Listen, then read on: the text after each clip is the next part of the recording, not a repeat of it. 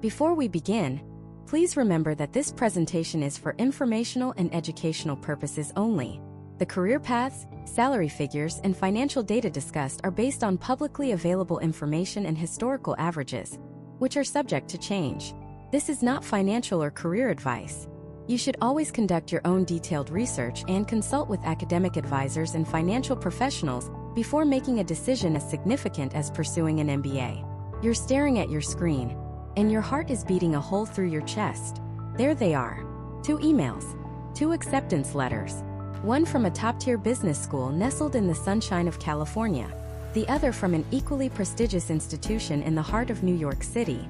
This is the moment you've worked for. The years of grinding, the GMAT prep, the endless essay revisions, it all led to this.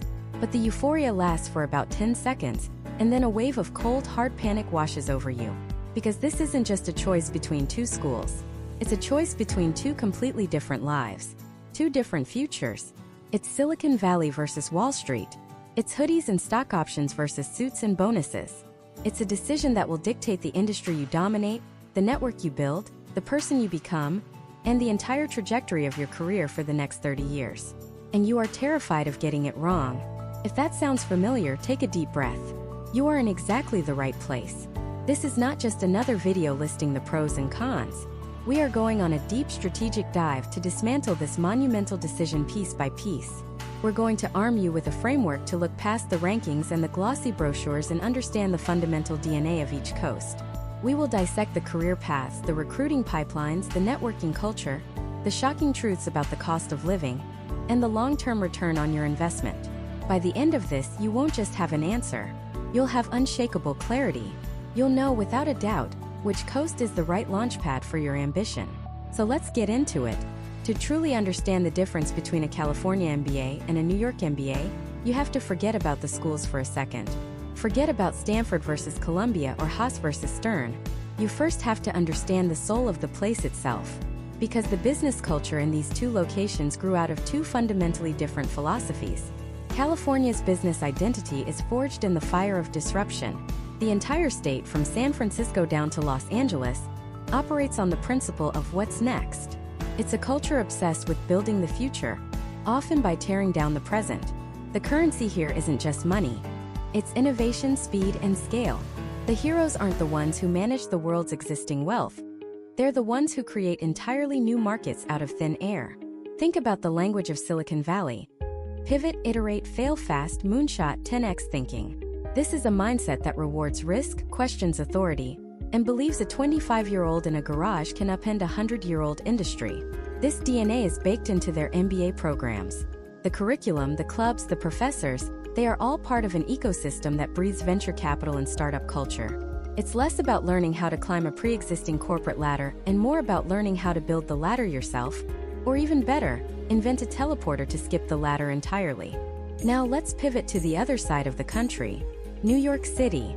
If California is about creating what's next, New York is about mastering what is now. Its identity is built on the bedrock of capital, power, and influence. New York is the command center. It's where the world's money flows, where global deals are structured, and where the largest institutions on the planet are managed. The currency here is precision, reputation, and access. The heroes are the ones who can navigate immense complexity, command billion-dollar funds, and operate at the absolute apex of the global financial system. The language of Wall Street is starkly different. Deal flow, assets under management, alpha, leverage, risk-adjusted returns. This is a world that respects tradition, hierarchy, and the sheer gravitational pull of established power. It's a culture that has been refined over centuries, and it values those who can thrive within its demanding, high-stakes structure. And this DNA permeates their business schools. The programs are pipelines, meticulously designed to place their graduates into the world's most powerful financial and consulting firms. The network isn't a casual collection of innovators. It's a fiercely loyal, deeply entrenched web of influence that spans every major bank, fund, and boardroom in the world. Understanding this core philosophical divide is the key, because it dictates the single most important factor in your decision, your career. Let's talk about the elephant in the room, recruiting. This is where the theoretical becomes brutally practical. In California, your primary career ecosystem is, of course, technology. But saying tech is like saying food. It's meaninglessly broad. An MBA in California positions you at the center of the entire tech food chain. We're talking about product management at Google, where you're the CEO of a feature that will be used by 1 billion people. We're talking about business operations and strategy at a pre-IPO unicorn like Stripe or Databricks, where you're literally writing the playbook for how the company will scale. We're talking about joining a venture capital firm on Sand Hill Road, where your job is to find and fund the next Google. Or you could join a 10-person startup as an early employee, taking a massive risk for a potentially life-changing equity package. The recruiting process itself reflects California's culture. It's more decentralized, more chaotic, and more dependent on your personal hustle. Yes, the big tech firms like Apple and Meta will come to campus for structured interviews. But a huge portion of the opportunities, especially in startups and VC, come from networking. It's about coffee chats in Palo Alto, attending tech meetups in San Francisco, and leveraging your classmates who are already interning at these places. Your resume gets you in the door, but your ability to talk the talk, to show genuine passion for a product, and to connect with people on a personal level is what gets you the offer. It's a continuous rolling process that starts the day you set foot on campus. You are not just a student. You are an active participant in the Silicon Valley ecosystem from day one. Now let's fly back to New York. The recruiting landscape here is a different beast entirely. It is a highly structured, intensely competitive, and ruthlessly efficient machine. The primary industries are, of course, finance and consulting. And again, we have to be specific. We're talking about investment banking at Goldman Sachs or JP Morgan, where you'll spend your first few years in the trenches of high-stakes M&A deals. We're talking about sales and trading, a fast-paced world of market making. We're talking about the holy grail for many. Private equity and hedge funds, the buy-side roles at firms like Blackstone or Bridgewater, where the compensation can reach stratospheric levels. And of course, there are the elite consulting firms McKinsey, Bain, BCG, who recruit heavily for their New York offices, the nerve center for their most important clients. The recruiting process here is the polar opposite of California's fluid ecosystem. It is a rigid, unforgiving timeline. On-campus recruiting is everything. The banks and consulting firms have a lockstep process that begins with information sessions in the fall, proceeds to highly structured networking events, and culminates in a grueling series of interviews and super days. Your school's brand and your alumni network are not just helpful, they are your lifeline. The entire system is designed to identify, vet, and hire a specific type of person who can handle the pressure and the analytics from day one. There is very little room for error. You either follow the path and succeed, or you're off the path. It's a trial by fire, but the rewards on the other side are immense prestige and a clear, well-defined career ladder. Now, it's crucial to acknowledge that these lines are blurring. You absolutely can get a job at Google from a New York MBA. They have a massive campus in Chelsea. And you can absolutely break into a top investment bank from a California school. Firms have offices in San Francisco and Los Angeles to cover the tech industry. But you have to understand you'll be fighting against the current.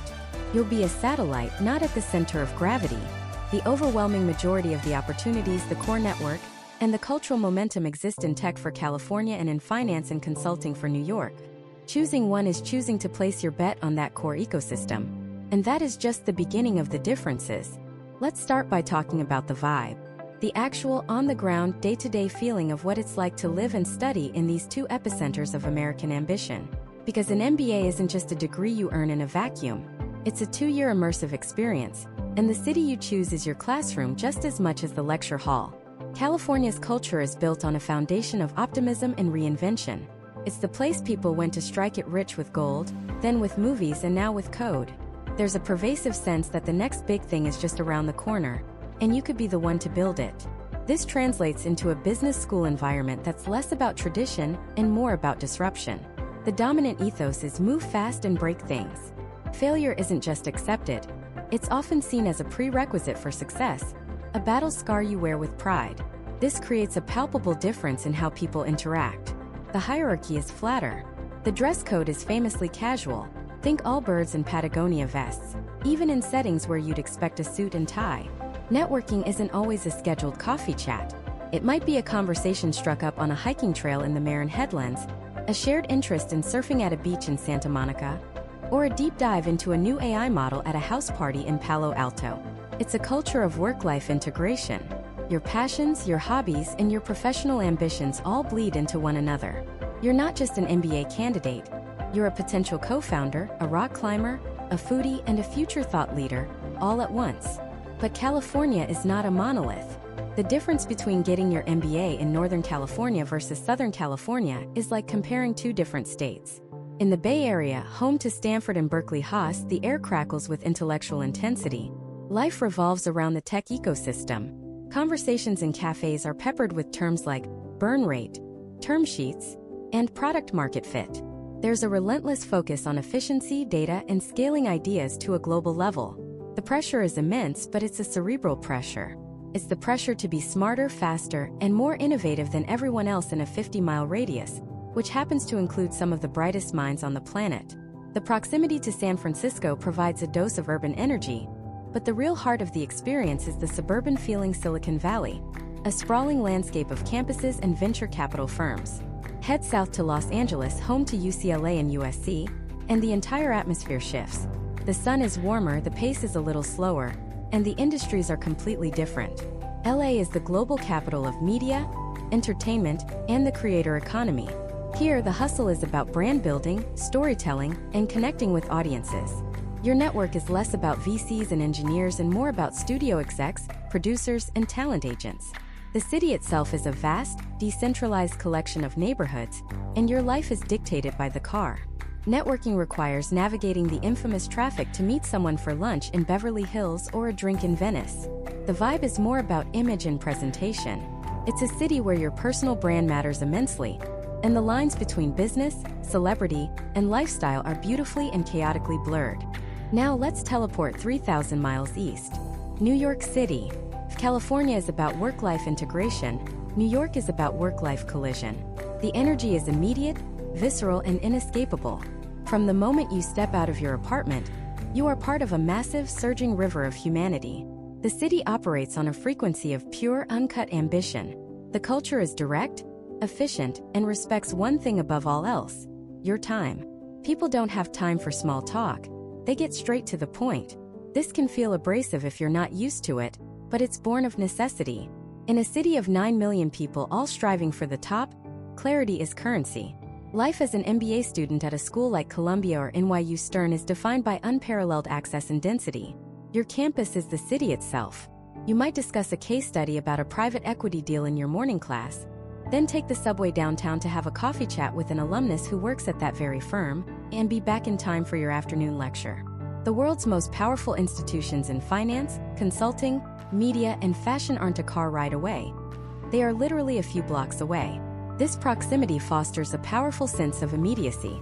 Opportunities feel tangible, touchable. You're not learning about the market, you are physically in the market. The lifestyle is a vertical one.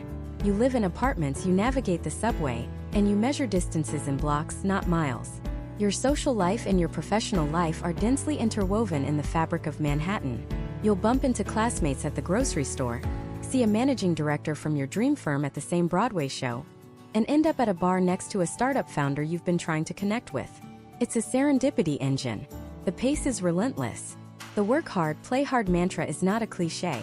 It's a survival guide. The hours are brutal, the competition is fierce, but the rewards are immense. The city's world-class restaurants, museums, and nightlife are the pressure release valve for the intense professional demands. Let's imagine a student, we'll call her Anna, to see how this plays out. Anna is a career switcher, moving from marketing into venture capital. If Anna goes to Stanford in California, her journey might look like this. She struggles at first with the unstructured nature of networking. Her formal, polished emails get polite but non-committal responses. She realizes the action isn't happening in her inbox. So she joins the GSB's Wine Club and the Outdoor Adventure Club. On a weekend trip to Napa, she ends up in a deep conversation with a partner from a legendary VC firm, not about valuations but about soil composition and fermentation. On a rock climbing trip, she befriends a second-year student who is interning at a hot new startup. That student introduces her to the founder. That founder introduces her to their seed-stage investors. Her network isn't built through a series of 30-minute meetings. It's woven together through shared experiences. She learns that in California, your value isn't just your resume. It's your passion, your curiosity, and your ability to connect on a human level. Now let's place Anna at Columbia in New York. She thrives on the structure and energy. She uses the school's alumni database to schedule 4 coffee chats in a single morning, all within a 10-block radius in Midtown. She's hyper-efficient, taking the 1 train down from campus. In her meetings, she's direct and prepared, with sharp questions about investment theses and fund performance. She attends an on-campus recruiting event hosted by a major private equity firm and makes a strong impression on a director by citing a specific deal they recently closed.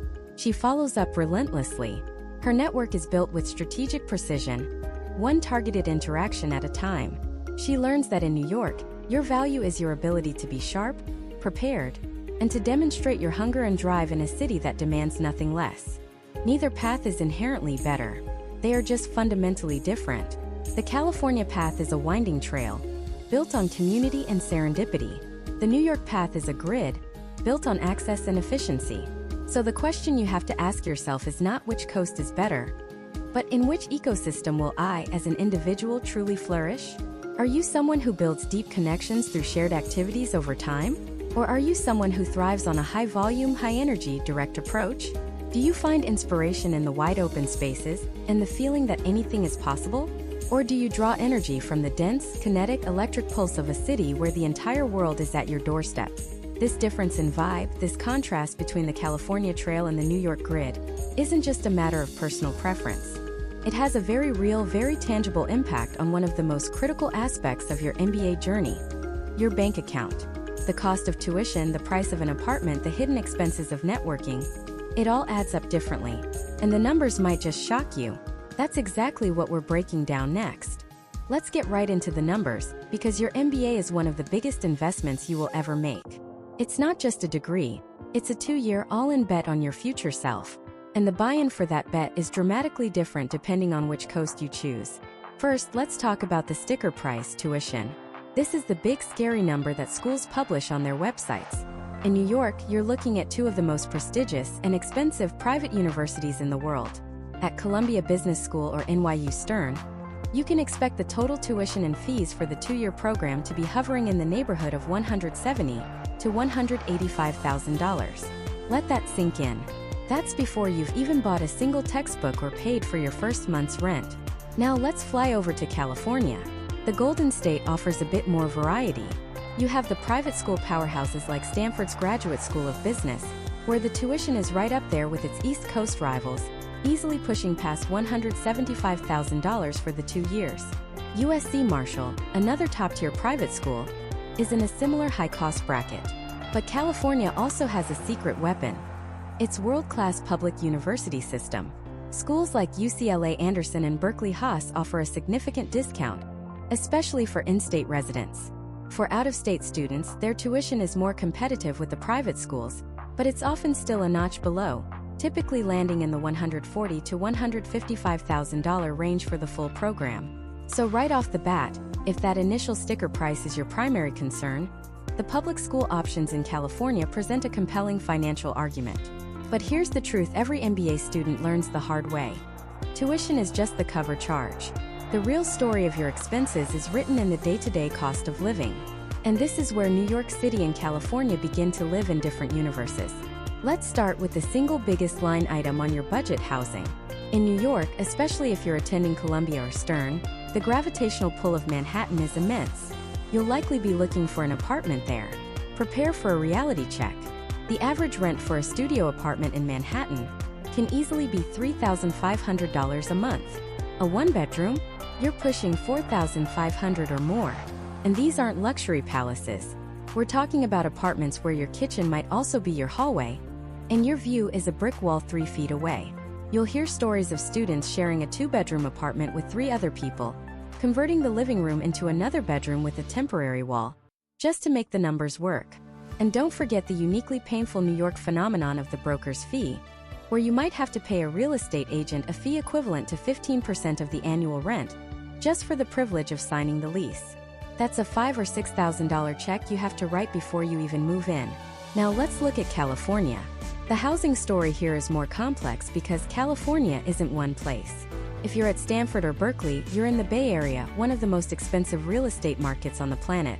The rents in Palo Alto or Berkeley can be just as eye-watering as Manhattan's, but for that price, you might get a bit more space, maybe even a small backyard. The trade-off is that you're in a more suburban or college town environment. The bigger difference is in Southern California. At UCLA or USC in Los Angeles, your rent dollars stretch further. You can find a decent one-bedroom apartment for under $3,000, which sounds like a bargain compared to New York. You'll have more space, more amenities like a pool or a gym in your building, and maybe even a dedicated parking spot. And that brings us to the great divider, the hidden cost that completely reshapes your budget: the car. In New York City, a car is a liability.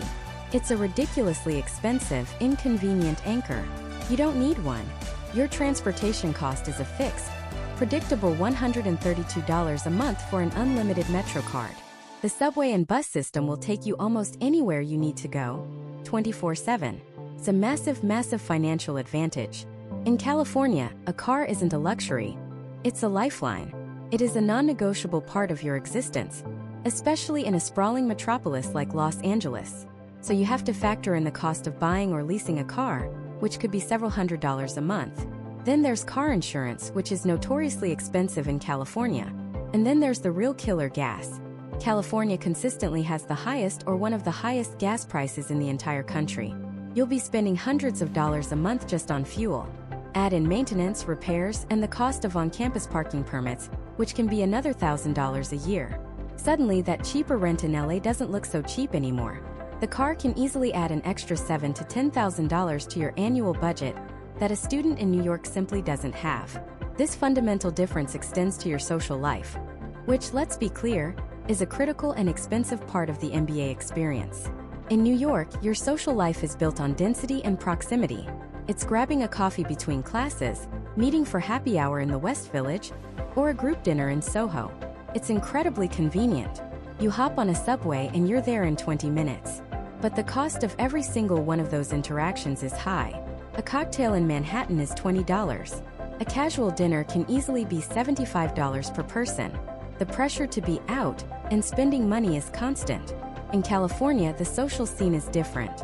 There are more affordable or even free activities built into the lifestyle. It's a bonfire at Dockweiler Beach, a group hike in the Santa Monica Mountains, or a potluck at a classmate's apartment who actually has a backyard. But the logistics are more complex and costly. Everything is a drive. Meeting friends for dinner might mean a 45-minute trek in traffic. A weekend trip to go skiing in Tahoe or wine tasting in Napa sounds amazing, but it involves gas or a flight and a hotel.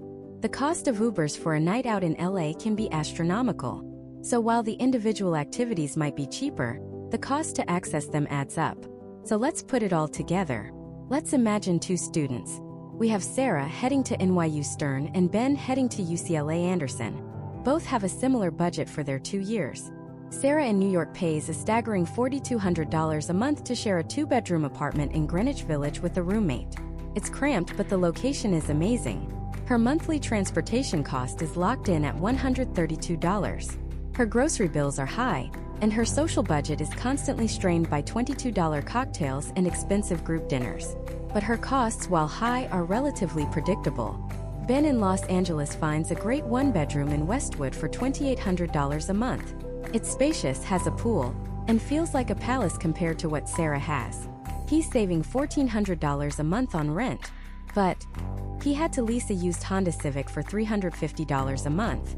His car insurance is $200 a month. He spends $300 a month on gas easily. His campus parking pass was $900 for the year.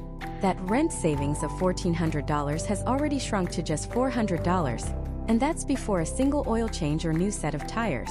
His social life involves driving everywhere, and the cost of Ubers and gas for weekend trips to San Diego or Joshua Tree adds up in unpredictable ways. When you run the numbers for the full 2 years, the total cost of attendance, tuition plus all living expenses, often ends up being shockingly similar. The path to spending $250,000 to $300,000 is just paved differently. New York is a death by 1,000 cuts from high fixed costs like rent. California is a slow burn of 1,000 variable costs, mostly centered around the car. Of course, the wild card in all of this is financial aid. The sticker price is almost never what you actually pay. All of these top schools have massive endowments and are aggressive with scholarships for top candidates. A generous scholarship from Stanford or Columbia can completely erase any cost difference and make them cheaper than a public school. Your mission isn't to look at the sticker price. It's to get your net price, the cost after grants and scholarships, as low as humanly possible. Ultimately, the cost isn't just a number on a spreadsheet. It's an investment in an ecosystem. The money you spend in New York buys you unparalleled access to the beating heart of global finance and media. The money you spend in California buys you entry into the epicenter of tech, entertainment, and innovation, with a lifestyle to match. The real question isn't just how much will it cost me, but what is the return on that specific investment? Which ecosystem will give you the career, the network, and the salary to make that $250,000 price tag worth it? That's where we're going next. A head-to-head breakdown of the career opportunities and recruiting landscapes on each coast. Let's start with the East Coast beast, New York City. If your MBA dream involves a corner office overlooking Manhattan, a six-figure bonus that hits your account in January, and the adrenaline rush of closing a billion-dollar deal, then the recruiting ecosystem built around schools like Columbia and NYU Stern is engineered for you. The two words that define New York MBA recruiting are structure and intensity. From the moment you step on campus, you are plugged into a machine, a well-oiled conveyor belt designed to place you into two main industries, finance and management consulting. Think of it as a gauntlet. In your first semester, Wall Street banks and elite consulting firms like McKinsey, Bain, and BCG, the MBB, descend upon campus. They host slick, catered information sessions. They run coffee chats that are less about coffee and more about a high-stakes, 15-minute evaluation of your potential. This entire process is called on-campus recruiting, or OCR, and it is the dominant force in the New York MBA world. Your calendar will be brutal. Your life will be a blur of networking events, resume workshops, and mock interviews. The path is incredibly clear, but it is also incredibly demanding. If you're targeting investment banking, you'll spend your fall semester memorizing valuation models and learning the intricate dance of a pitch book. You'll compete for a spot in a super day, a grueling back-to-back series of interviews that determines whether you get a coveted summer internship offer. That internship is your 10-week audition for a full-time job. Perform well, and you'll walk into your second year with a job offer in hand, often with a starting all-in compensation package approaching $200,000 or more. For consulting, the process is just as structured but tests a different skill set. You'll spend months practicing case interviews, where you're given a complex business problem and expected to solve it, on the spot, with structured, logical thinking. It's a mental marathon. The entire system is built on prestige and pedigree. Coming from a target school like Columbia or Stern gives you an automatic stamp of approval. It gets your foot in the door that thousands of others can't even find. The upside is a clearly defined, high-speed ramp into some of the most powerful and lucrative careers on the planet. The downside? It's a pressure cooker, and it heavily favors those who fit a particular mold. If you're a career switcher, say a former teacher or nonprofit manager, this structured path can be a godsend, providing a clear roadmap into a new industry. But if you don't want finance or consulting, you might feel like you're swimming against a very powerful tide. Now let's fly 3,000 miles west. Welcome to California. If the New York recruiting scene is a structured, hierarchical pyramid, the California scene is a sprawling, decentralized network. The key words here are networking and hustle. While schools like Stanford and Berkeley Haas certainly have on-campus recruiting, it is not the all-consuming monolith it is in the East. The beating heart of the California MBA job search is the tech industry, from giants like Google, Apple, and Meta to the thousands of startups and venture capital firms that dot Silicon Valley and Los Angeles. And tech recruits differently. They often hire just in time. A product manager leaves a team at Netflix in March. That's when they post the job opening. This means the rigid fall recruiting for next summer timeline is far less relevant. Your job search is a continuous, year-round campaign. Success here isn't about acing a super day. It's about who you know. It's about the warm introduction from an alumnus, the connection you made at a startup pitch event, or the coffee chat that turns into a real conversation about a team's needs. The most coveted post-MBA role in tech is often the product manager, or PM. This is the person who acts as the mini CEO of a product or feature, working with engineers, designers, and marketers to bring an idea to life. The interviews are notoriously difficult, testing your product sense, analytical skills, and technical enough to be dangerous knowledge. Unlike a banking interview where there's a right answer to a valuation question, a PM interview is about how you think, how you break down problems, and whether you have the vision to build something great. The other major draw is venture capital, the engine that funds the startup ecosystem. Breaking into VC is less of a job application and more of a quest. There are very few formal job postings. It's almost entirely about your network, your ability to demonstrate a unique perspective on a market, and proving you can identify the next big thing. Being physically present in the Bay Area, soaking in the conversations and building relationships over months, or even years is a massive advantage. That's why Stanford GSB and Haas are such powerful platforms for this path. And let's talk compensation because it's a fundamentally different philosophy. In New York, cash is king. Your bonus is your reward. In California, equity is the golden ticket. Your compensation will include a solid base salary, but the life-changing money is in your restricted stock units, or RSUs in a public company, or your stock options in a startup. You're not just an employee, you're an owner. This creates a culture of long-term belief in the company's mission. The trade-off is risk. Your stock options in a startup could be worth millions, or they could be worth nothing. Your Google RSUs might double in value, or they could get cut in half. For the career switcher, California offers a different kind of opportunity. If you have a unique background, say you were a doctor and now want to work in health tech, the less structured nature of California recruiting can be a huge asset. You're not being filtered out by a rigid resume screen. You can leverage your past experience to tell a compelling story directly to people in your target industry. It requires more initiative, more self-direction, and a much thicker skin for rejection. But the potential to craft a unique, tailor-made career path is immense. Of course, these are not absolute binaries. New York has a booming tech scene, often called Silicon Alley, with massive offices for Google and Amazon. Fintech is a huge growth area, blending Wall Street's financial acumen with a tech-first mindset. Similarly, California, particularly Los Angeles, has a robust and growing finance scene, especially in private equity and investment management. Schools like UCLA Anderson and USC Marshall have strong pipelines into these roles, as well as into the dominant media and entertainment industries, a unique ecosystem that has its own set of rules. So the fundamental choice comes down to this. Do you want a system that provides a clear, structured, and incredibly powerful path into the established pillars of the global economy? A system that will reward you with financial certainty and prestige if you can survive the intense, competitive process? That is the promise of a New York MBA. Or do you want an ecosystem that rewards initiative, networking, and a forward-looking vision? A place where the paths are less clear, the recruiting process is more of a constant hustle, but the potential upside is to build and own a piece of the future? That is the promise of a California MBA. One is a kingmaker, the other is a launchpad. Your personality, your background, and your tolerance for ambiguity will be the deciding factors. The recruiting process doesn't just land you a job. It shapes the very way you think about your career and your professional identity. But landing these jobs isn't just about what happens on campus. It's about the network you build outside the classroom. It's about the social fabric that underpins these two powerhouse economies. And this social fabric, this cultural DNA, is where the two MBA experiences diverge most dramatically. It's not just a difference in climate, it's a fundamental difference in philosophy. It's the classic battle between work to live and live to work, and where you fall on that spectrum will profoundly shape your 2 years and beyond. Let's start with California. The stereotype is true, but it's also deeper than you think. There's an undeniable current of chill that runs through the state, even within the high-stakes environment of a top MBA program.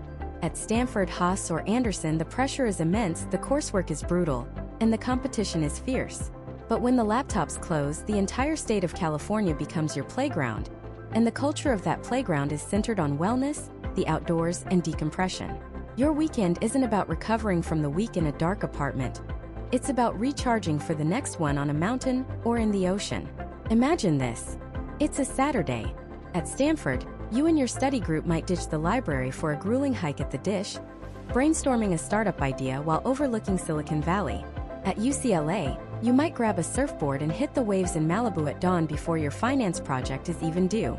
At Haas, a weekend trip to Napa Valley for wine tasting isn't a luxury. It's a standard part of the social calendar, a chance to network with classmates in a completely relaxed setting.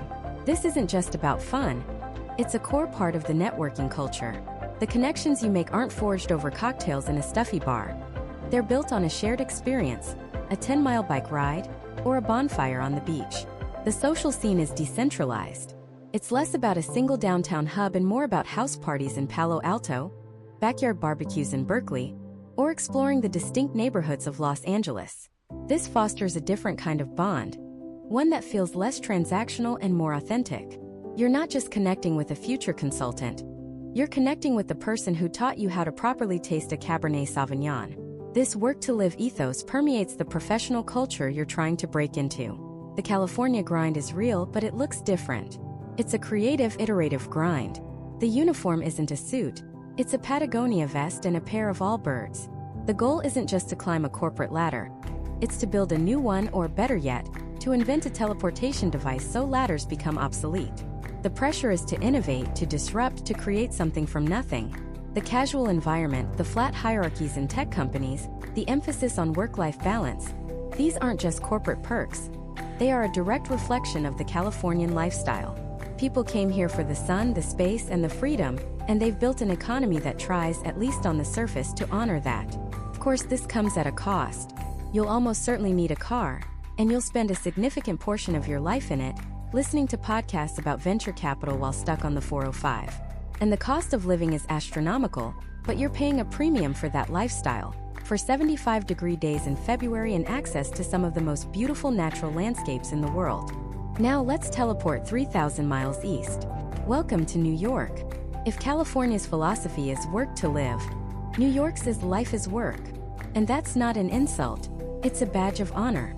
The city is a living, breathing organism of pure, unadulterated ambition, and when you enroll at Columbia or Stern, you are plugging directly into its central nervous system. There is no separation between campus and city. The city is your campus. The energy is relentless, intoxicating, and inescapable. From the moment you step out of your tiny, wildly expensive apartment, you are immersed in it. The pace of the city dictates the pace of your life. People walk faster, talk faster, and think faster. There's a palpable sense that you are at the center of the universe, and if you stand still for even a second, you'll be left behind. The MBA social scene here is a reflection of this intensity. It's hyper-concentrated and brutally efficient. Your playground isn't a national park. It's the thousands of restaurants, rooftop bars, galleries, and boardrooms packed into a few square miles. Networking isn't an activity. It's a constant state of being. You might have a coffee meeting with an investment banking alum in Midtown at 7 a.m., a lunch with a startup founder in the meatpacking district, and then attend a formal corporate recruiting event on campus in the evening, followed by drinks with your classmates to decompress. The sheer density of opportunity is staggering. You can literally walk from the headquarters of a global bank to a scrappy fintech startup in 15 minutes. This proximity creates a serendipity that's impossible to replicate. You'll bump into people, make connections, and stumble upon opportunities simply by existing in the city's kinetic flow. The New York grind is the one you see in the movies. It's the Wall Street ethos. It's about outworking the person next to you. It's fueled by caffeine and a deep-seated desire to win. The pressure isn't just to innovate, it's to perform, to execute, to deliver results, and to do it yesterday. The city demands a certain polish. The dress code is sharp, the communication is direct, and the expectations are sky-high. This environment forges a specific type of professional, resilient, adaptable, and incredibly skilled at navigating complex, high-pressure situations. You learn how to command a room, how to negotiate under fire, and how to build a powerful network with ruthless efficiency. Life is a masterclass in time management. Your daily routine is a logistical puzzle, squeezing in a workout, subway rides, classes, recruiting events, and a social life into a 24-hour period that always feels too short. You don't need a car, but you pay that car budget for an apartment the size of a walk-in closet. You're not paying for space, you're paying for access. You're paying for the privilege of being a node in the most powerful professional network on the planet. So what does this all mean for you, the prospective student? You have to be brutally honest with yourself. This isn't just about choosing between finance and tech. It's about choosing an environment that will bring out the best in you. The California lifestyle, with its emphasis on balance and creativity, might be the perfect incubator for a future entrepreneur who needs the mental space to build something new. The casual, relationship-driven networking could forge the deep, trust-based partnerships essential for a startup's success. You're choosing a marathon, not a sprint. Conversely, the New York lifestyle is an accelerator. It's a 2-year boot camp that will sharpen your competitive instincts and plug you into the global flow of capital and information. The sheer velocity of the city forces you to operate at an elite level. If your goal is to climb the ranks in a structured, high-stakes industry like investment banking, private equity, or management consulting, there is simply no better place to be. The city's relentless energy becomes your own, pushing you further and faster than you thought possible. You're choosing to live inside the pressure cooker. One path builds your vision, the other hones your edge. One is about finding your tribe on a hiking trail. The other is about building your army in a boardroom. The question you have to ask yourself is not just what do I want to do, but who do I want to become? Because the place you choose will leave an indelible mark on your character long after you've framed your diploma. And that diploma, that piece of paper, is only the beginning. The real return on your investment is measured in the life you build, and that life comes with a very real price tag. Let's talk about the elephant in the room, the one that's bigger than a Silicon Valley unicorn's valuation and more intimidating than a Wall Street managing director: the cost of living. Because choosing between California and New York isn't just choosing a school. It's choosing a budget, a lifestyle, and a specific kind of financial pressure that will shape your entire 2-year experience. Let's be brutally honest. Both options are staggeringly expensive. We're not comparing a city to a sleepy college town. We're comparing two of the most expensive epicenters of commerce and culture on the planet. There is no cheap option here. There is only expensive and even more expensive, and which is which depends entirely on what you value and where your money goes. Let's start with the city that never sleeps, and whose landlords never sleep on an opportunity to raise the rent: New York. The financial reality of being an MBA student in New York City, whether at Columbia or NYU Stern, is a masterclass in urban survival. Your single biggest line item, the one that will haunt your dreams and dominate your budget, is housing. Forget the sprawling apartments you see on TV. You're looking at a shoebox, a very, very expensive shoebox. A decent studio in Manhattan, somewhere within a reasonable commute to campus, can easily run you $3,000 to $4,000 a month. Want a one-bedroom? Prepare to sell a kidney. This is why the vast majority of MBA students live with roommates. They'll team up, sometimes 3 or 4, to an apartment in neighborhoods like the Upper West Side, Hell's Kitchen, or even across the river in Jersey City or Hoboken to find something that doesn't consume their entire student loan disbursement. And remember the infamous New York broker's fee, which can be a staggering 15% of the annual rent, due up front, just for the privilege of signing the lease. Once you've secured your tiny slice of the Big Apple, the costs keep coming. Transportation is actually a huge win for New York. A monthly Metro card is your golden ticket to everywhere. The subway system, for all its quirks, is a relatively cheap, efficient artery that connects you to every corner of the city. You absolutely do not need a car. In fact, owning a car in Manhattan is a form of self-inflicted financial punishment, with parking garage fees that rival the cost of a mortgage in other parts of the country. But what you save on transportation, the city finds other ways to claim. Groceries are more expensive. A simple lunch near campus can set you back $20. And the social pressure, it's immense. Your networking, your friendships, your entire social life revolves around going out. Happy hours, team dinners, industry events, rooftop bars. Every interaction seems to come with a $100 price tag. The city's energy is intoxicating, but it's fueled by cash. In New York, your budget isn't just a spreadsheet. It's a constant, real-time calculation of trade-offs. Now let's fly 3,000 miles west, to the land of sunshine, startups, and soul-crushing traffic, California. The financial picture here for a student at Stanford, Haas, UCLA, or USC is different. Not necessarily cheaper, just different. The monster isn't a tiny apartment, it's the sprawl. Let's take the Bay Area first. Palo Alto and Berkeley are not cheap. Rent is astronomical, driven by the tech boom that you're hoping to join. You'll likely pay a similar amount in rent as a New York student, but you might get a little more space for your money. Maybe a small backyard or at least a parking spot. And you will need that parking spot. Because in California, the car is not a luxury. It is a lifeline. This is the great divider. While the New York student swipes their Metro card, the California student is paying for a car payment, car insurance that costs a fortune, the highest gas prices in the nation, and the inevitable maintenance. That cheap weekend trip to Lake Tahoe or Napa Valley suddenly has a $100 gas bill attached to it. In Los Angeles, it's even more pronounced. The city is a constellation of disconnected neighborhoods, and a car is the only thing that strings them together. Your life is dictated by traffic patterns. Your budget is constantly being eroded by the cost of mobility. Daily expenses in California have their own flavor. You might save money by having more house parties or backyard barbecues instead of expensive bar tabs. The access to incredible nature, hiking, beaches, parks, provides a wealth of free or low-cost activities that simply don't exist in the concrete jungle of Manhattan.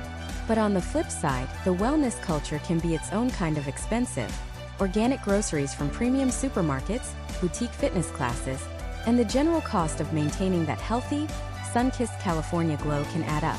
And while New York has a high cost of living, California has a high cost of living plus the highest state income tax in the country, a fact that becomes painfully relevant when you land that high-paying summer internship. So what does this all mean for you, the student? It's about the shape of the pressure.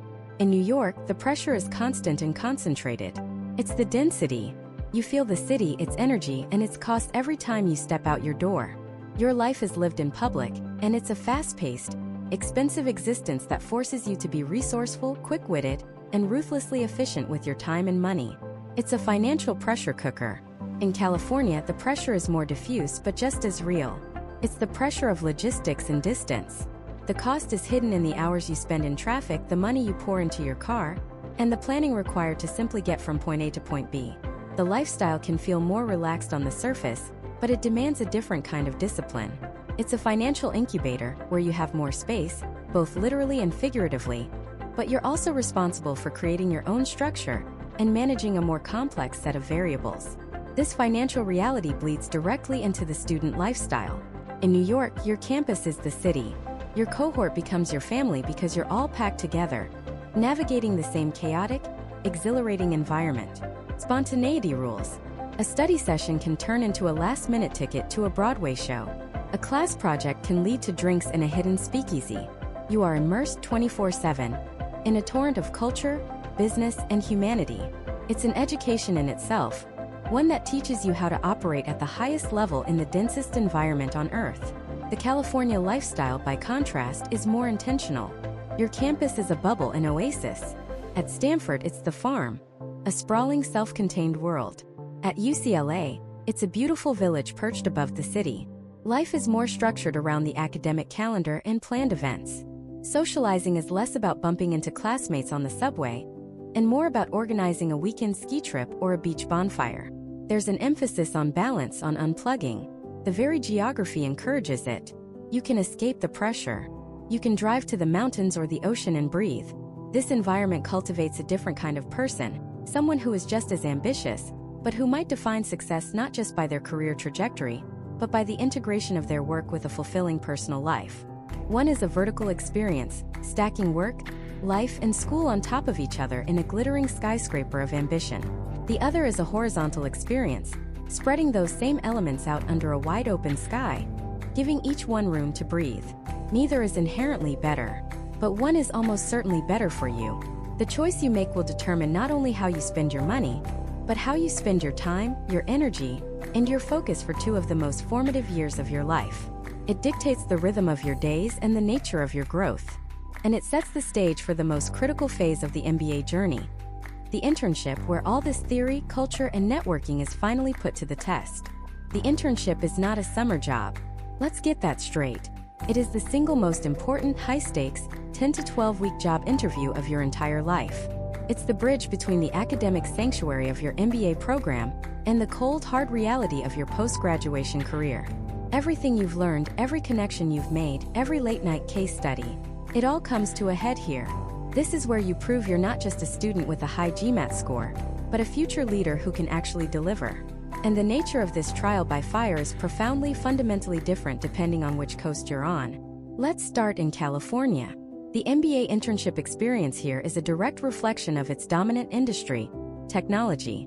Whether you're at a behemoth like Google in Mountain View, a pre-IPO unicorn in San Francisco, or a scrappy startup in Venice Beach, the ethos is consistent. It's about building. It's about shipping product. Your summer project isn't likely to be a theoretical market analysis that gets filed away.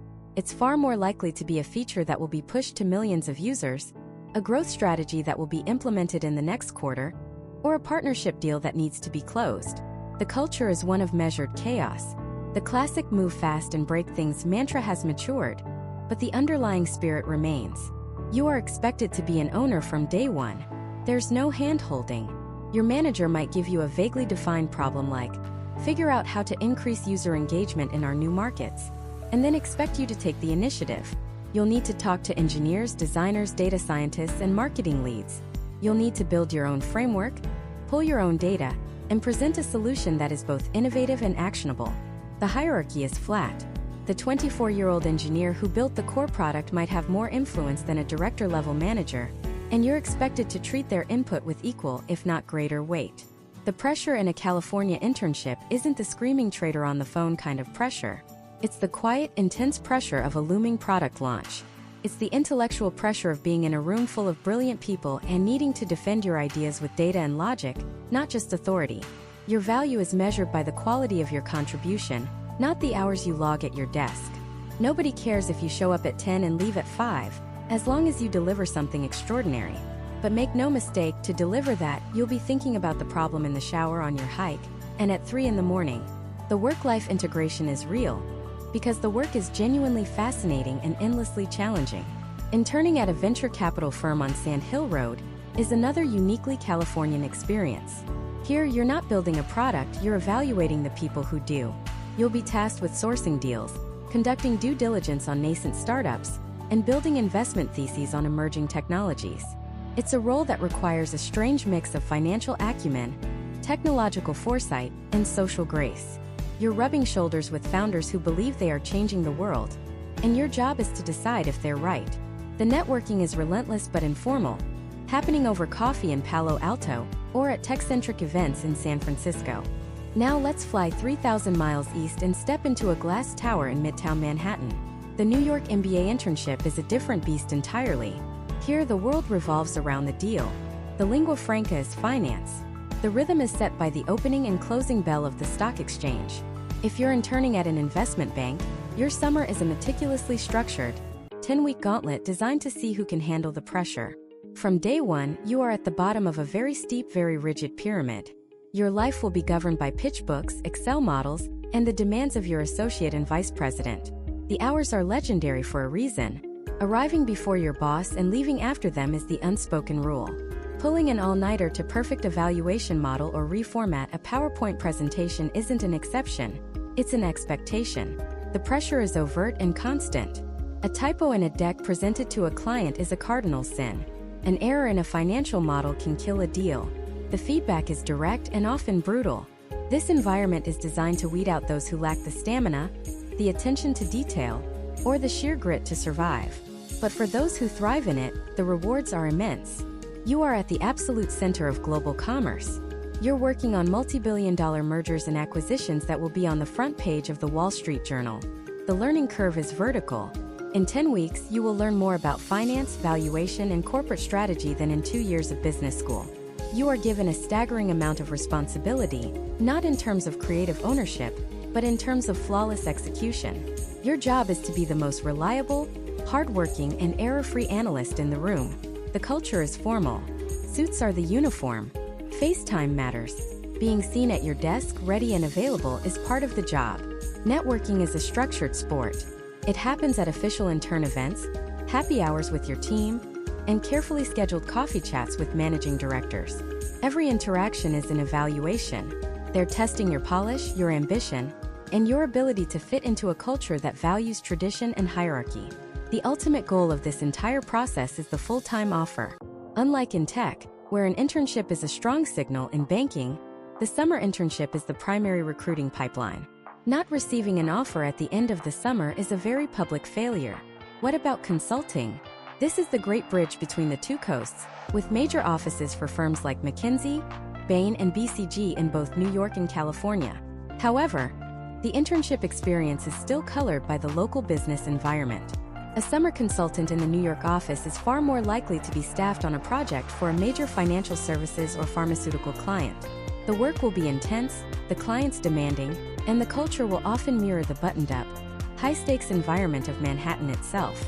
A summer consultant in the San Francisco or Los Angeles office, by contrast, might find themselves working with a tech giant on a market entry strategy or a media conglomerate on a digital transformation. The client's culture might be more relaxed, think hoodies and kombucha on tap, But the consulting firm's own relentless standards of analytical rigor and structured problem-solving remain exactly the same, no matter the zip code. The most crucial and perhaps most overlooked aspect of the internship is the power of proximity. Being physically in the city where you want to work is an almost insurmountable advantage.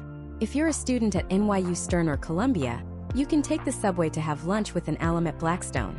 You can attend an industry panel in the evening. You can grab a last-minute coffee with a recruiter who has a free 30 minutes. These serendipitous, low-friction interactions are the lifeblood of recruiting. You are a known quantity, a local. Trying to recruit for Wall Street from Stanford is an uphill battle. It means expensive cross-country flights, cramming dozens of meetings into a 48-hour trip, and constantly fighting the perception that you're not truly committed to a life in New York. The reverse is equally true. A student at Haas or Anderson can drive down to Silicon Valley for a tech talk, meet a founder at a demo day, or have an informational interview on Google's campus with relative ease. For a New York student, breaking into that ecosystem requires a dedicated, expensive, and logistically complex effort. Your internship location isn't just a place to spend your summer. It's where you build the foundation of your professional network. It's where you become part of the local conversation. This geographic arbitrage is a powerful force, and it often locks you into a career path and location long before you sign a full-time offer. The internship solidifies your story, proves your commitment, and serves as the final audition before the curtain rises on your post-MBA career. And so, with your internship in the rearview mirror, you enter the final, most intense phase of the MBA journey: full-time recruiting. This is where the paths of a California MBA and a New York MBA diverge so dramatically, it's like they're running in two different events at the same Olympics. One is a 100-meter dash on a perfectly paved track with clearly marked lanes. The other is a trail run through a forest, with multiple paths, hidden shortcuts, and the finish line sometimes obscured by the trees. Let's start with the 100-meter dash. New York. The full-time recruiting process for the city's dominant industries, finance and consulting, is a machine. It's an evolution of the internship process, but with the pressure cranked to 11. The timeline is rigid, predictable, and incredibly fast. The big banks and the top consulting firms, the Goldman Sachs, the JP Morgans, the McKinseys, the BCGs, descend on campuses like Columbia and Stern in the first few weeks of the second year. They host their presentations, they hold their invite-only networking events, and then the interviews begin. It is a blitz. Your entire fall semester is consumed by this process. The coffee chat, which sounds casual, is anything but.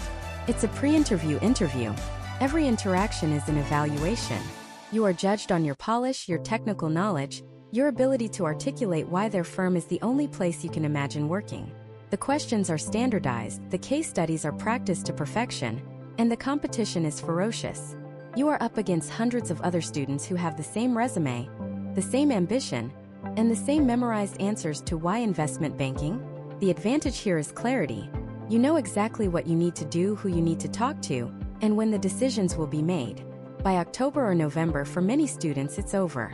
You have a full-time six-figure offer in hand before you've even taken your fall midterms. The path is laid out for you: 2 years as an associate, then a promotion, then a move to the buy side, and so on. It is a structured, hierarchical ascent, a well-trodden superhighway to wealth and prestige. The downside is that this machine has no room for ambiguity. If you're not sure what you want, or if you don't fit the precise mold they're looking for, the machine will chew you up and spit you out without a second thought. It demands total commitment from day one. Now let's cross the country to the trail run in the forest, California. The recruiting culture here, particularly for tech, is the polar opposite of New York's rigid structure. There is no single tech recruiting season. Sure, some of the giants, the Googles, the Metas, the Amazons, do have a more structured on-campus presence. They'll come to Stanford and Haas and Anderson, collect resumes, and run a process. But that is only one small piece of the puzzle. The vast majority of tech recruiting, especially for the most exciting roles at startups and mid-sized growth companies, is what's called just-in-time hiring. They don't hire a class of MBAs a year in advance. They hire when a need arises. A product manager leaves, a new team is created, a new round of funding comes through. Asterisk, that's asterisk when they post a job. This means your job search isn't a fall semester sprint. It's a second-year marathon that can stretch all the way to graduation day and beyond. This creates a fundamentally different student experience. While your friend at Columbia is celebrating their banking offer in October, You might be at Stanford sending out your 50th networking email into the void. The process is ambiguous, decentralized, and heavily reliant on your own hustle. It's not about attending corporate presentations. It's about finding an alumni on LinkedIn who works at a company you admire, crafting the perfect cold email, and getting a 15-minute call. It's about going to tech meetups in San Francisco, building genuine connections, and hearing about a role before it's even posted. The interviews themselves are also a world apart. They care less about your polish and your suit, and more about your passion for the product and your ability to think critically. Instead of a finance case, you'll get a product case. How would you improve Spotify's user engagement? Or design a new feature for Uber Eats? They are testing for creativity, user empathy, and what they call product sense. It's less about having the right answer and more about demonstrating a fascinating way of thinking. This fluid, network-driven process can be terrifying for those who crave structure, but it's liberating for those who want to explore, pivot, and find the perfect, unique fit that isn't part of a cookie-cutter MBA track. This fundamental difference in recruiting style leads to a massive difference in career outcomes and, crucially, compensation. In New York, your offer is straightforward. You get a high base salary, let's say $175,000. You get a signing bonus. And then, at the end of the year, you get a cash bonus that can be a significant percentage of your base. Your wealth is liquid. It's cash in the bank. The path to becoming a millionaire is clear. Work brutal hours, get good reviews, and watch your annual bonus grow. It's a direct, transactional relationship between your time and your money. In California, compensation is a different language. Yes, you'll get a competitive base salary, often very similar to the New York roles. You'll get a signing bonus. But the real carrot, the element that creates Silicon Valley legends, is equity. You'll be granted restricted stock units, or RSUs, in a public company like Apple, or stock options in a pre-IPO startup. This is the lottery ticket. Your RSUs from Google might vest over 4 years, adding an extra $100,000 or more to your annual compensation. That's fantastic. But the stock options from that high-growth startup you joined? They could be worth nothing if the company fails. Or they could be worth millions if the company has a successful IPO or gets acquired. This is the California bargain. You are trading the cash-based certainty of Wall Street for the potentially explosive, life-changing upside of ownership. You're not just an employee, you're a part owner. This fundamentally changes your relationship with your work. Your success is inextricably linked to the company's success, in a way that a cash bonus can never fully replicate. These two models create two distinct career philosophies. The New York path often involves a two-and-out mentality. You grind it out in banking or consulting for a couple of years, build your resume, make connections, and then exit to a more sustainable career in private equity, corporate strategy, or a hedge fund. The job is a means to an end, the next better job. The California path is more of a winding journey. You might start as a product manager at a big tech firm to learn the ropes, then jump to a smaller startup to have more impact, then maybe try to launch your own company. There isn't a single defined ladder to climb. It's more like a jungle gym. You move up, sideways, and sometimes even down to a smaller company for a bigger title or more equity. The goal isn't just to reach the next rung. It's to constantly be learning, growing, and positioning yourself for the next big wave. So the choice becomes incredibly clear. Are you a sprinter or a trail runner?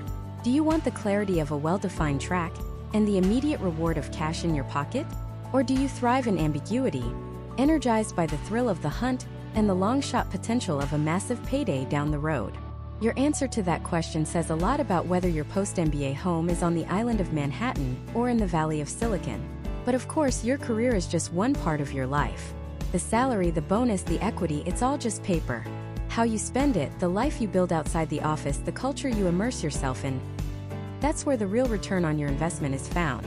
And the difference in lifestyle between these two coasts is just as profound as the difference in their job markets. Let's talk about the pace of life, because this is the metronome that will set the rhythm for your entire MBA experience and your career afterward. New York operates at a frenetic, relentless tempo. It's a city of ambition packed into a hyperdense island. The energy is palpable, it's electric. You feel it on the subway at 7 a.m., you feel it in a coffee shop at 3 p.m., you feel it in a bar at 1 a.m. People walk fast, talk fast, and work fast. There's an unwritten rule. Don't waste anyone's time, especially your own.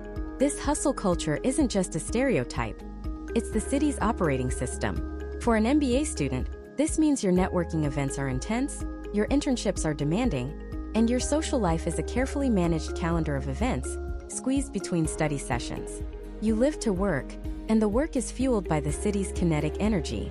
California, on the other hand, operates on a completely different frequency. The prevailing ethos is work to live. While people in tech and entertainment work incredibly hard, there's a deep-seated cultural value placed on life outside the office. The pace is slower, more deliberate. The pressure isn't to be constantly doing, but to be constantly experiencing.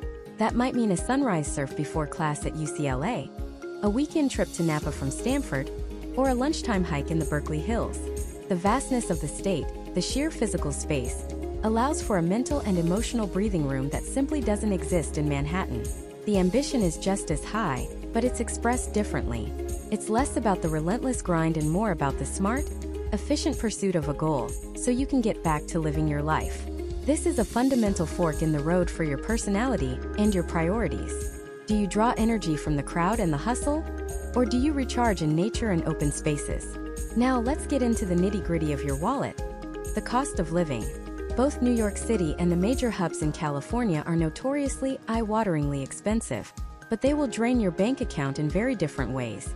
In New York, your single biggest expense, the one that will dictate almost every other financial decision, is rent. You're paying a premium for a shoebox. A tiny one-bedroom apartment in a desirable Manhattan neighborhood can easily cost you $4,000 to $5,000 a month. You are paying for location, for convenience, for the privilege of being a 15-minute subway ride from anywhere that matters. You will likely sacrifice space, natural light, and in-unit laundry for that access. The trade-off is that you might not need a car. A monthly Metro card is your key to the city, saving you thousands on car payments, insurance, gas, and the soul-crushing search for parking. In California, the equation is flipped.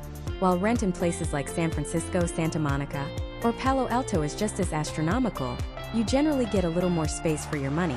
You might get a balcony, a shared pool, or even a small patch of grass. But the non-negotiable expense is the car. California is built around the automobile. You will need one. And that comes with a car payment, some of the highest insurance rates in the country, and of course the infamous price of California gasoline. So while your rent might be marginally better, the cost of transportation can easily eat up that difference and then some. Public transit is improving in some areas, but it's nowhere near the comprehensive, 24/7 system of New York. You're trading the vertical, concentrated cost of a Manhattan apartment for the horizontal, spread-out costs of a car-dependent lifestyle. And then there are taxes. This is a massive factor that many MBA applicants overlook. California has the highest state income tax rate in the nation, topping out at 13.3%. New York's top rate is lower, but if you live in New York City, you also get hit with an additional city income tax. For a high-earning MBA graduate making, say, $200,000 a year, the difference in take-home pay can be thousands of dollars annually. This isn't a small detail. It's a significant chunk of your potential wealth. You have to run the numbers. A slightly higher salary in California might actually result in less money in your pocket after the state takes its cut. Beyond the big-ticket items, daily life has a different financial texture. In New York, the temptation to spend is constant and overwhelming. World-class restaurants, Broadway shows, rooftop bars, and endless delivery options are always at your fingertips. It's a city that makes it incredibly easy to spend money you don't have. In California, while dining out is also expensive, the culture is more geared towards free or low-cost activities. A day at the beach is free. A hike in the mountains is free. A bonfire with friends costs a few bags of marshmallows. The social scene is less about expensive venues and more about experiences, often centered around the state's natural beauty. This brings us to the social fabric of each place. In New York, your social life is often spontaneous and serendipitous. The sheer density of people means you are constantly bumping into classmates, colleagues, and friends of friends. Plans can materialize in an instant. A post-class study group can turn into drinks at a nearby bar, which can turn into a late-night dinner in a neighborhood you've never explored. Networking is woven into the very air you breathe. It happens everywhere, all the time. The city itself is the social venue. In California, your social life requires more intention. It's a destination culture. Because everything is so spread out, you don't just bump into people. You have to make plans. You have to get in your car and drive 45 minutes through traffic to meet friends for dinner or a barbecue. It fosters a different kind of connection. Gatherings might be fewer and farther between, but they are often more deliberate. Instead of a quick drink after work, it might be a planned weekend camping trip or a full day spent exploring a new winery. The social scene is less about the frenetic energy of the city and more about curating experiences with a chosen group of people. Finally, let's talk about the environment itself, the seasons, the geography. This shapes your mood and your mindset more than you can possibly imagine. New York offers 4 distinct, dramatic seasons. The fall is crisp and beautiful, with the leaves changing in Central Park. The winter is brutal and gray, a test of endurance that builds a unique camaraderie among New Yorkers. Spring is a glorious, vibrant rebirth, and the summer is hot, humid, and sticky. You live your life according to this rhythm. It dictates your wardrobe, your activities, and your emotional state. California's climate is its main selling point. For most of the state, it's a story of mild winters and warm, dry summers. It's a land of near-perpetual sunshine. This has a profound psychological effect. The ability to be outdoors 365 days a year shapes a culture of wellness, activity, and optimism. However, it's not a perfect paradise. Southern California has its June gloom, and the entire state now lives with the very real and frightening threat of wildfire season. The lack of distinct seasons can also, for some, feel monotonous. The dramatic cyclical renewal you get in the Northeast is replaced by a more stable, consistent climate. Choosing between these two lifestyles is not about which one is better. It's about which one is better for you. Are you someone who thrives on intensity, density, and spontaneity? Do you want your campus to be a sprawling, chaotic, and endlessly fascinating city? Or are you someone who needs space, nature, and a lifestyle that prioritizes balance and wellness? Do you want to de-stress from a tough week of finance classes by hiking to a waterfall, or by seeing a world-class play? Because these aren't just choices about where you'll spend 2 years. They are choices that will shape your habits, your network, your view of the world, and ultimately the kind of person you become on the other side of your MBA. So let's reframe the entire debate. This isn't about choosing a state. It's about choosing an identity. It's about picking an operating system for your ambition. On one side, you have the California archetype, the builder, the innovator, the person who sees the world not as it is but as it could be. Their fundamental drive is to create something from nothing, to challenge the status quo, to build the next paradigm. The DNA of a Stanford or a Haas MBA is infused with this ethos. The curriculum, the clubs, the conversations over coffee in Palo Alto, they all revolve around a central question. What if? What if we could decentralize this industry? What if we could solve this problem with a new technology? What if we could build a culture that values well-being as much as it values output? The California MBA experience is a 2-year immersion in the art of the possible. Your network isn't just a list of contacts. It's a web of potential co-founders, early-stage investors, and brilliant engineers. The currency here isn't just dollars. It's equity, impact, and the thrill of the launch. The lifestyle itself is part of the formula. The ability to drive an hour and be on a deserted beach or a mountain trail isn't a luxury. It's a strategic advantage. It's the decompression chamber that allows for breakthrough thinking. It's the space where you can step away from the noise and see the big picture. The pressure in California is real, but it's the internal pressure of a founder racing against their own vision. It's the pressure to innovate, to be first, to create a product that people can't live without. You're learning to build the plane while you're flying it. If your dream is to be in the room where the future is being whiteboarded, to have your name on the patent, the cap table, or the About Us page, then you are fundamentally aligned with the California archetype. Then, on the other side of the country, you have the New York archetype, the operator, the strategist, the person who sees the world as a complex, powerful system and wants to be at the controls. Their fundamental drive isn't necessarily to build a new system, but to master the existing one, to navigate it, to command it, and to allocate its vast resources with precision and impact. A Columbia or Stern MBA is your training ground for this reality. It's a 2-year masterclass in the language of power, capital, and influence. The central question here isn't what if, but how. How do we structure this multi-billion-dollar deal? How do we navigate the regulatory landscape in 3 different continents? How do we advise a Fortune 50 CEO on a decision that will affect 100,000 employees? The New York MBA experience is an apprenticeship in the nerve center of global commerce. Your network is a meticulously curated collection of dealmakers, consultants, and market movers. The relationships are often more transactional, forged in the crucible of high-stakes projects and late-night pitch decks, but they are incredibly potent. The currency is capital. The goal is to be at the center of the flow, directing it, leveraging it. The city itself is your campus and your mentor. It teaches you speed, resilience, and the art of the hustle. The 24/7 energy isn't a distraction. It's the baseline. You learn to thrive in it, to draw power from its relentless pulse. The pressure in New York is external. It's the market, the client, the deadline. It's the pressure to perform, to execute flawlessly, to be the smartest person in a room full of geniuses. You're not building the plane. You're learning to fly a fleet of 747s through a storm. If your dream is to sit at the head of the table, to move markets with your decisions, and to operate at the absolute highest level of the global corporate and financial hierarchy, then you are speaking the language of the New York archetype. Notice that neither of these is better than the other. They are just different. The world needs both the builder and the operator, the innovator who creates the new technology, and the strategist who figures out how to fund it and scale it globally. The mistake people make is choosing a path that is misaligned with their core wiring. A natural-born builder will feel stifled and constrained by the rigid hierarchies and established processes of Wall Street. They'll be frustrated by the focus on optimizing existing systems when all they want to do is create a new one. Conversely, a pure operator will feel lost in the ambiguity and chaos of a startup culture in Silicon Valley. They'll crave the structure, the data, and the clear metrics of success that are often absent in the early stages of innovation. So, how do you figure out which one you are? Forget the rankings and the employment reports for a minute. You need to conduct a deep, honest self-audit.